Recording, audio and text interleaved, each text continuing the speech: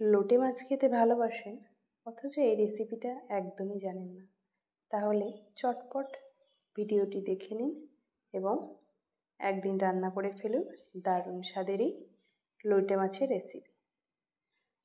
এই লোটে মাছের নতুন রেসিপির জন্য আমি লোটে মাছগুলো একে একে কেটে নিয়েছি। গোল গোল করে এভাবে কেটে নিতে হবে। এভাবে মাছটা কেটে নিয়ে বেশ ভালো করে জলের মধ্যে দিয়ে 2-3 বার জল পাল্টে এভাবে ধুয়ে নিতে হবে।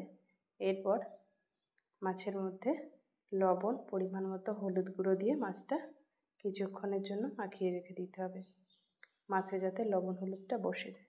এরপর মিক্সির বাটিতে কাঁচা লঙ্কা, আদা, রসুন, কিছুটা পেঁয়াজ, এই সমস্ত উপকরণ বেশ ভালো করে পেস্ট করে নিয়েছি জল দিয়ে। এরপর একটা বাটিতে 2-3 চামচ বেসন দিয়ে সেই বেসনের মধ্যে কুচানো পেঁয়াজ, কুচানো কাঁচা লঙ্কা, লবণ, তারপর মশলার পেস্ট দেওয়া হয়েছে 2 চামচ, আর পরিমাণ মতো হলুদ গুঁড়ো, সামান্য জিরে গুঁড়ো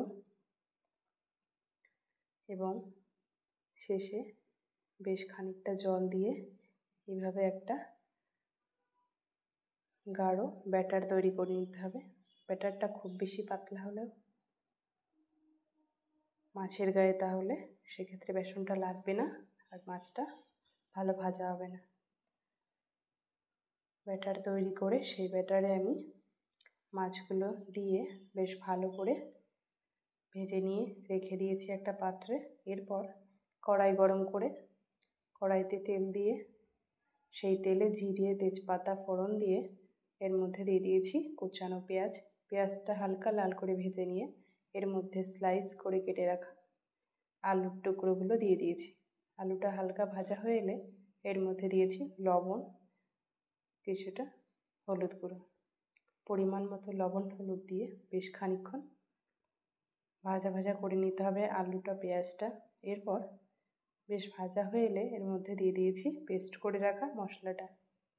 এর মধ্যে আমি দিয়ে দিয়েছি হলুদ গুঁড়ো, কিছুটা জিরে গুঁড়ো এবং রঙের জন্য বেশ খানিকটা কাশ্মীরি লঙ্কার গুঁড়ো।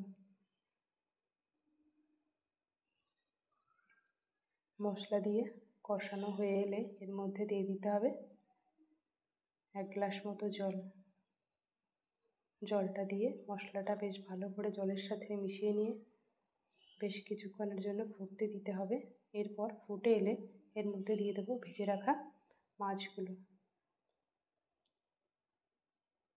মাছ দিয়ে ভেজে রাখা এই বড়াগুলো এভাবে দিয়ে দিতে হবে, প্রত্যেকটা খুবই আলতো হাতে ঝোলের মধ্যে দিয়ে দিতে হবে। মাছটা দিয়ে খুব বেশি ফোটানোর প্রয়োজন নেই। আলুটা সেদ্ধ হয়ে গেলে ততক্ষণ অবধি এভাবে হালকা আঁচে ফুটতে দিতে হবে। মাছটা হয়ে এলে তরকারিটা আমি একটা পাত্রে নামিয়ে নিয়েছি। ব্যাস তৈরি, খুব সহজেই বাড়িতেই বানিয়ে ফেলুন লোটে মাছের এই রেসিপি।